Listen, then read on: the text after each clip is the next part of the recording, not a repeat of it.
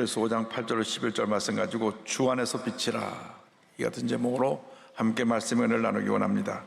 제목을 한번 따라해 주시기 바랍니다. 주 안에서 빛이라. 주 안에서 빛이라.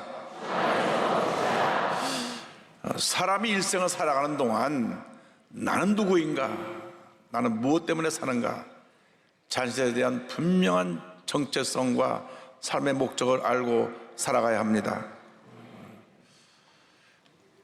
근대 철학의 아버지요, 프랑스의 철학자며 수학자며 과학자였던 데카르트라고 하는 사람이 있는데, 그는 이렇게 말했습니다. 나는 생각한다, 코로나는 존재한다, 이런 유명한 말을 남겼습니다. 그런데 문제는 사람이 생각하는 존재라고 할지라도 사람이 불완전한 존재이기 때문에 우리 스스로의 힘으로 모든 걸 해결할 수가 없습니다. 우리는 완전하신 존재인 하나님을 믿고 의지함으로 우리가 이 삶을 은혜 가운데 살아갈 수 있게 되는 것입니다. 우리는 하나님의 피조물입니다. 하나님의 형상대로 지음받은 하나님의 귀한 자녀들인 것입니다. 그러므로 전적으로 하나님을 믿고 의지하고 하나님의 기뻐하는 뜻을 따라 살아갈 때 하나님의 복이 한평생 우리와 함께하게 될 것입니다. 그러므로 예수를 믿고 나서 우리는 언제나 우리 자신에게 물어봐야 됩니다. 나는 하나님의 뜻대로 살아가고 있는가? 하나님이 기뻐하시는 삶을 살아가고 있는가? 오늘 말씀은 우리를 빛의 자녀라고 부르고 있습니다. 빛이라고 부르고 있습니다. 에베소 5장 8절에 너희가 전에는 어둠이더니 이제는 주 안에서 빛이라, 빛의 자녀들처럼 행하라 말씀하고 있습니다. 전에는 어둠이었다고 말합니다. 인류조상 아담과 하와가 죄를 지은 이래로 모든 사람들이 죄 가운데 태어나서 죄 가운데 살다가 죄 가운데 죽어가는 절망적인 존재가 되었습니다. 이상 그 누구도 스스로의 힘으로 죄의 굴레를 볼 수가 없었습니다. 로마서 3장 23절로 말씀합니다. 모든 사람이 죄를 범하였음에 하나님의 영광에 이르지 못하더니. 사도 바울은 절망적인 우리 인간의 실존에 대해서 이렇게 탄식합니다. 오호라, 나는 곤고한 사람이로다. 이 사망의 몸에서 누가 나를 건져내랴. 우리 모두 예수 믿기 전에는 죄와 허물이 많은 부끄러운 존재였습니다. 부정적인 생각에 지배를 받아가지고 크고 작은 죄를 지으면서 늘 마음이 불안하고 염려, 근심, 걱정이 끊임이 없었고 아무것도 아는 일에 분노하고 미워하고 다투고 갈등 가운데 살아온 우리들의 모습입니다. 그러나 이 같은 죄와 절망 가운데 살고 있는 우리를 구원해 주시기 위해서 하나님께서 우리에게 독생 성자 예수님을 보내주신 것입니다. 죄 없고 흠없으신 하나님의 아들 예수 그리스도께서 온 인류의 죄를 다 짊어지시고 십자가에서 피 흘려 우리 대신에 돌아가심으로 말미암아 죄의 문제를 해결하신 것입니다. 이제 누구든지 예수를 믿기만 하면 죄의 결박에서 노예나 자유를 받게 되는 것입니다. 예수를 믿는 그 순간 우리의 신분이 바뀝니다. 어둠의 노예에서 하나님의 복된 자녀가 되는 것입니다. 사도 베드로는 변화된 우리의 모습에 대해서 이와 같이 선포합니다. 베드로전서 2장 9절입니다. 그러나 너희는 택하신 족속이요 왕같은 제사장들이요 거룩한 나라요 그의 소유가 된 백성이니. 예수님 안에서 우리는 더 이상 죄와 사망의 종이 아닙니다. 하나님의 택하신 족속이요 왕같은 제사장이요 거룩한 나라요 빛의 자녀가 된 것입니다. 우리가 빛의 자녀가 된 것은 100% 예수 그리스도의 십자가 부활의 공로로 된 하나님의 은혜입니다. 하나님의 은혜로 된 것입니다. 그러므로 우리는 한평생 이 놀라운 은혜에 대해서 감사하며 살아야 됩니다. 우리가 입을 열면 감사합니다, 감사합니다, 감사합니다, 감사합니다. 우리 삶의 감사가 그치지 않아야 되는 것입니다. 왜? 나 같은 죄인이 구원받아 하나님의 자녀가 되었으니 우리는 감사할 수밖에 없는 것입니다. 우리가 예수 믿고 나서도 감사하지 아니하고 원망하고 불평하고 부정적으로 생각하고 부정적으로 말하고 있다면 우리는 아직도 초보적인 신앙에 머물러 있는 것입니다. 예수 믿고 한 1년이 지났으면 이제 믿음이 다 성장해서 넘치는 감사의 삶을 살아야 됩니다. 근데 성경은 우리를 어둠을 밝힐 빛이라고 말씀하고 있는 것입니다. 예수님이 친히 말씀하셨습니다. 마태복음 5장 14절 15절입니다. 너희는 세상의 빛이라. 산에 있는 동네가 숨겨지지 못할 것이요 사람이 등불을 켜서 말 아래 두지 아니하고 등경 위에 두나니 이러므로 집안 모든 사람에게 빛이 느니라. 우리가 빛의 자녀가 된 것입니다. 이제 일어나서 빛을 발해야 되는 것입니다. 이사야 선지자가 선포합니다. 일어나라, 빛을 발하라. 이는 내 빛이 이르렀고 야훼의 영광이 내 위에 임하였음이니라. 우리가 가는 곳마다 빛을 발해야 되는 것입니다. 절망이 있는 곳에 희망의 빛을 비추고, 슬픔이 있는 곳에 기쁨의 빛을 비추고, 상처와 고통이 있는 곳에 치료와 회복의 빛을 비춰야 되는 것입니다. 우리가 세상에 선한 영향을 끼치는 빛의 자녀로서 이제는 열매 맺는 삶을 살아야 됩니다. 빛의 자녀로서 열매 맺을 것에 대해서 에베소 5장 9절은 말씀합니다. 빛의 열매는 모든 착함과 의로움과 진실함에 있느니라. 빛의 자녀가 열매를 맺어야 되는데 세 가지를 말씀합니다. 착함과 의로움과 진실함입니다. 우리는 착함의 열매를 맺어야 되는 것입니다. 예수를 믿는 사람은 악하게 살면 안 됩니다. 참 저 사람 악한 사람이다, 이런 얘기 들으면 안 됩니다. 독한 사람이다, 이런 얘기 들어도 안 됩니다. 참 저 사람은 착한 사람이야, 법 없어도 살 사람이야, 이런 얘기를 들어야 됩니다. 이 착함이라고 하는 것은 성령의 5번째, 6번째 열매하고 관련이 있는데 양선, 자비, 양선, 이 열매와 연관이 되어 있는 것입니다. 그래서 우리는 착한 행실로 사람들에게 선한 이 영향력을 끼쳐야 되는 것입니다. 마태복음 5장 16절을 말씀합니다. 이같이 너희 빛이 사람 앞에 비치게 하여 그들로 너희 착한 행실을 보고 하늘에 계신 너희 아버지께 영광을 돌리게 하라. 우리들의 삶에 착한 행실이 넘쳐나야 되는 것입니다. 우리가 우리 민족의 명절 이 구정연을 맞이해서 우리 주변을 돌아봐야 됩니다.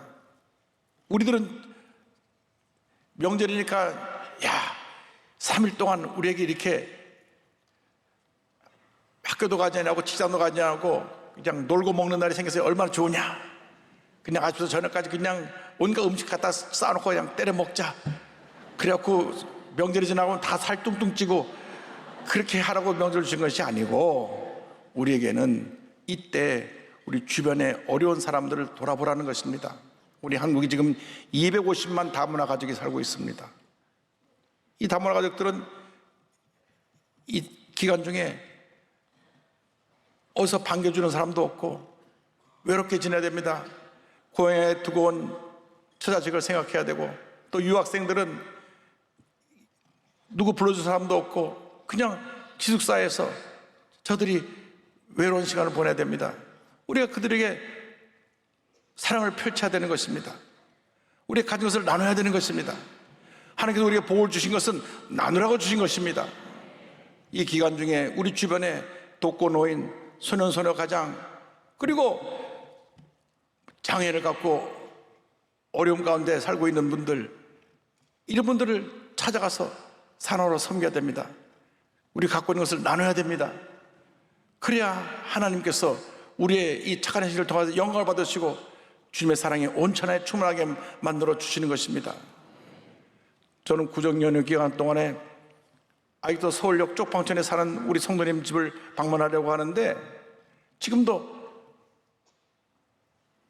1.2평, 약 한 평 혼자 누우면 겨우 들어갈 수 있는 그런 좁은 방에 살고 계신 성도님이 있습니다.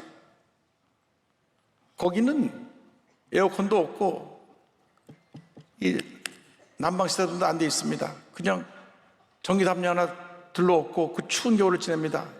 여름에는 얼마나 더운지 선풍기가 불어도 더운 바람이 부는 그곳에 외롭게 지내는 부형님이 계십니다. 지금 많이 나아져서 그들을 위해서 이제 숙소를 이제 서울시에서 정말 몇십 년 만에 만들어서 이제 그들로 옮겨드리고 있는데, 거기도 또 순번이 안 돼서 못 들어간 분들이 계세요. 우리가 사랑을 나눠야 됩니다. 우리 주변을 돌아보면 복지 사각지대에 고통하는 분이 얼마나 많은지 모릅니다. 여러분, 받은 은혜는 나눌수록 커지는 것입니다.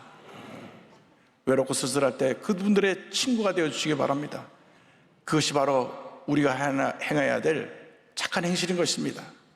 우리는 나가서 주님 앞에서 의로움을 나타내야 됩니다. 의로운 삶이라고 하는 것은 하나님께서 인정하시는 삶입니다.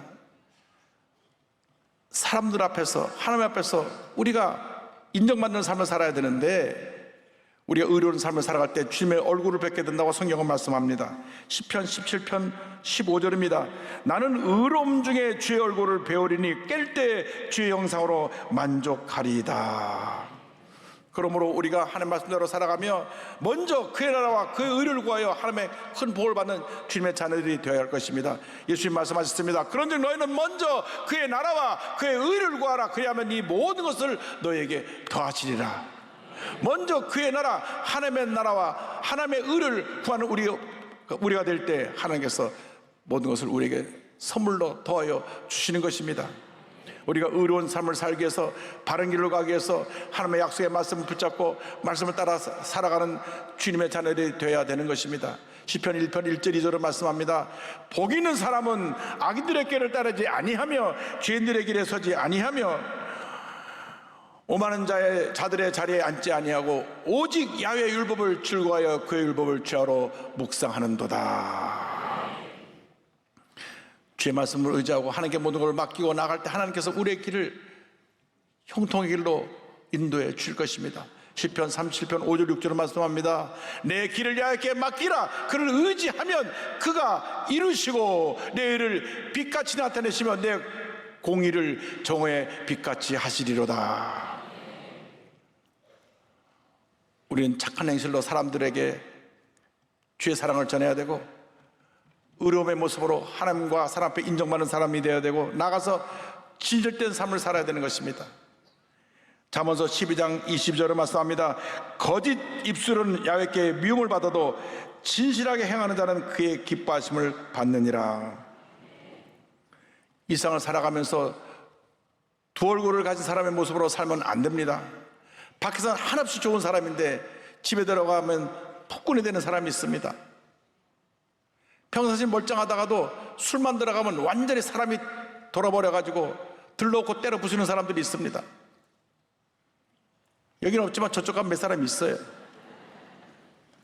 이러한 잘못된 모습을 잘라내야 되는 것입니다. 사람 앞에서는 경건하고 의로운 체 하면서 혼자가 되는 순간 온갖 더러운 죄악에 사로잡히는 사람들도 있습니다. 요즘 인터넷이 발달하면서 사람들이 컴퓨터, 이 핸드폰 앞에 보내는 시간이 너무나 많은데 SNS의 익명성 속에 숨어서 온갖 나쁜 짓을 하고 나쁜 소문을 퍼뜨리고 그래서 피해를 입히는 그런 어둠에 속한 사람들이 있습니다. 여러분, 예수 믿는 사람들은 하나님 앞에서 바로 되어야 되고 진실되어야 되고 하나님께 인정받는 사람이 되어야 하는 것입니다. 이것은 마귀의 노예가 된 어둠의 자식들이 하는 일인 것입니다. 예수 믿는 사람들은 이와 같은 흑암의 원수를 물리쳐야 되는 것입니다. 정말 이런 것은 참으로 말하기도 부끄러운 우리 인간의 연약함의 모습입니다. 죄로 타락한 모습인 것입니다. 에베소서 5장 11절 12절은 이와 같이 말씀합니다. 너희는 열매 없는 어두움의 일에 참여하지 말고 도리어 책망하라. 그들이 은밀히 행하는 것들은 말하기도 부끄러운 것들이라. 여러분 빛의 자녀들입니다. 하나님께 인정받는 하나님의 자녀로서 착한 행실, 의로움, 진실함의 열매를 맺어서 범사에 하나님을 기쁘시게 하는 하나님의 자녀들이 되시기를 바랍니다. 우리가 일생 살아가는 우리의 삶의 목적이 무엇입니까? 주님을 기쁘시게 하는 것입니다. 에베소 5장 10절로 말씀합니다. 주를 기쁘시게 할 것이 무엇인가 시험하여 보라. 우리가 착한 일을 행하고 의롭게 살고 진실된 사람이 되는 것이 삶의 목적이 아닙니다. 이 모든 일을 통해서 모든 영광을 하나님께 영광을 올려드리는 것입니다. 이사야 43장 7절 우리 인생의 목적에 대해서 성경은 설명합니다. 내 입으로 불려지는 모든 자 곧 내가 내 영광을 위하여 창조한 자를 오게 하라. 그를 내가 지었고 그를 내가 만들었느니라. 인정받고 하나님께 영광 돌리는 삶을 살아야 됩니다. 예수 믿고 구원받은 우리들이 빛에 속한 자녀들이 되었습니다. 그러나 아직도 우리 육신에는 죄의 습관이 남아 있습니다. 이 죄의 습관을 끊어내야 되는 것입니다. 우리가 기도하고 성경 말씀 묵상하고 성령으로 충만해서 우리 삶 가운데 모든 이 과거의 굴레를 벗어버려야 되는 것입니다. 마음을 단단히 먹고 나를 유혹하는 죄의 유혹을 뿌리쳐야 되는 것입니다. 나의 생각, 나의 말, 나의 행동이 하나님을 기쁘시게 하는 모습이 되어야 할 것입니다. 하나님께서 내게 주신 선물인 시간과 재능과 건강을 하나님의 영혼을 위해서 드려야 되는 것입니다. 하나님의 영혼을 사용하기 위해서 최선을 다하는 삶을 살아야 됩니다. 시간을 아껴서 가장 가치 있는 일에 모든 여러분의 노력을 쏟아붓는 주님의 자녀들이 되기를 바랍니다. 에베소 5장 15절 16절 이와 같이 우리에게 권면합니다. 그런즉 너희가 어떻게 행할지를 자세히 주의하여 지혜 없는 자같이 하지 말고 오직 지혜 있는 자같이 하여 세월을 아끼라. 때가 악하니라. 이는 내 힘과 능력으로 되지 않습니다. 성령이 임해야 되는 것입니다. 성령이 임해서 성령의 능력으로 이 귀한 삶을 감당할 수 있게 되는 것입니다. 그래서 에베소 5장 18절에 사도 바울은 권면합니다. 술 취하지 말라. 이는 방탕한 것이니 오직 성령으로 충만함을 받으라. 성령으로 충만함을 받을 때 어떤 고난도 문제도 어려움도 넉넉히 이길 수 있게 되고, 성령으로 충만함을 받을 때 우리가 복음의 증인되어 주의 영광을 온천에 드러낼 수 있게 되는 것입니다. 여러분, 첫째도 성령 충만이고 둘째도 성령 충만이고 마지막도 성령 충만입니다. 많은 목사님들이 외국에서 와서 묻습니다. 여도 순복음교회가 이렇게 크게 부흥한 비결이 무엇입니까? 물론 이건 하나님의 역사고 하나님이 하신 일인데 그 하나님의 역사 가운데 중심에 성령 충만의 역사가 있습니다. 우리 조영기 목사님께서 성령 충만을 외치고 우리가 부르짖어 기도하고 하나님 앞에 매달릴 때 다른 교단들 많은 분들이 우리를 비난했습니다. 하나님이 귀머거리냐? 왜 이렇게 소리를 지르면서 기도하냐? 좀 조용히 예배드리면 안 되는가? 그런데 지금은 어느 교회 가보나 장로교회, 감리교회, 성결교회 할 것 없이 다 순복음 스타일로 변해버렸습니다. 다 통성으로 기도하고 다 드럼치고 다 주님 앞에 기쁨 감사로 예배를 드리고 있습니다. 불과 30년 전만 하더라도 통성기도하는 교회가 순복음교회, 저 시끄러운 교회라고 그렇게 했었는데 지금 다 시끄러워졌습니다. 거룩한 하나님의 역사가 일어나고 있는 것입니다. 전 세계에 지금 성령의 바람이 불고 있습니다. 전 세계 크리스찬의 3분의 1이 오순절 순복음교인들입니다. 그것은 카톨릭을 포함해서 20억 중에 7억 2천만이 우리 오순절 운동, 순복음 운동에 참여하고 있는 것입니다. 지금 성령의 바람이 불고 있을 때 우리 모두가 성령으로 충만해야 됩니다. 성령으로 충만해서 맡긴 사명을 감당하는 주님의 일꾼들이 되어야 하는 것입니다. 성령으로 충만해서 여러분이 어디든지 그곳에서 주님의 영광을 나타내야 됩니다. 교사는 교사로서, 학생은 학생으로서, 의사는 의사로서, 간호사는 간호사로서, 예수인은 예수인으로서 그 있는 자리에서 모든 영광을 하나님께, 모든 영광을 하나님께, 감사와 찬양과 영광을 돌릴 때 하나님께서 은혜를 우리에게 쏟아 부어주십니다. 에베소 5장 19절 20절을 말씀합니다. 시와 찬송과 신령한 노래들로 서로 화답하며 너의 마음으로 주께 노래하며 찬송하며 범사에 우리 주 예수 그리스도의 이름으로 항상 아버지 하나님께 감사하며. 주님을 기쁘시게 하는 성령 충만한 빛의 자녀로 살아가시기를 바랍니다. 94세까지 현역으로 많은 사람의 병을 고치며 헌신하시다가 처음 가신 한원주 원장님은 일제강점기였던 1926년 4월 21일 경남 진주에서 태어납니다. 기독교 신자였던 그녀의 아버지는 일제강점 시대 때는 항일투쟁으로 그리고 해방 후에는 의료봉사에 힘쓰므로 자녀들에게 신앙의 중요성과 그리고 이웃을 섬기는 것의 중요성을 가르쳐 주었습니다. 자연히 아버님의 신앙교육을 받고 자란 그녀도 의사가 되었습니다. 1959년 물리학자였던 남편과 함께 미국 유학을 떠나서 내과 전문의 자격증을 취득하고 돌아왔습니다. 한국에 돌아와서 개인 병원을 열고 못 하나 부족함이 없이 살던 중에 그만 남편이 1978년에 갑자기 세상을 떠납니다. 그저 남편의 죽음으로 그냥 하늘이 무너지는 것 같은 그런 절망이 다가왔습니다. 그동안 바쁘다는 핑계로 신앙생활을 소홀히 했는데 너무 마음이 아프고 힘드니까 그제야 정신을 차리고 주 앞에 나가 엎드리게 되었습니다. 처음에 하나님 앞에 엎드려서 이렇게 원망조로 하나님께 부르짖었습니다. 이게 아니잖아요. 하나님 정말 이럴 수 있습니까? 하소연이 터져 나왔습니다. 그때 심정을 이렇게 고백합니다. 입으로는 모태신앙이라고 떠벌렸지만 정신없이 가족들을 돌보며 의료라는 은혜와 은사를 소멸시키며 살아가는 데만 급급했던 게 나의 현실이었다. 그런 나에게 남편의 죽음은 청천벽력과도 같았다. 지금까지 누구보다도 열심히 살았고 복된 삶을 살아왔다고 자처했는데 모든 것이 하루아침에 무너지는 느낌이었다. 이 시즌을 통해서 왜 하나님이 나를 의사로 부르셨는가 자신을 돌아보게 됐습니다. 열심히 교회 나가고 예배드리며 기도하면서 주님 나를 어떻게 사용하실 것입니까? 주의 뜻을 물었습니다. 그래서 잘되던 개인 병원도 접고 이제 의료봉사에 힘쓰면서 1979년에 한 선교의원에서 일하면서 가난한 자들을 무료로 돌봐주고 1980년에는 국내 최초로 전인 치유소를 열었습니다. 이곳에서 가난한 사람들을 돌보고 또 장학금과 생활비까지 지원하고 1년에 한 번씩 시간을 내서 방글라데시, 태국, 필리핀, 라오스에 해외 진료를 나가서 사랑으로 저들을 돌봤습니다. 2008년 그는 83세의 나이로 은퇴를 했는데 내가 아직 건강한데 그 놀고 먹을 수는 없다.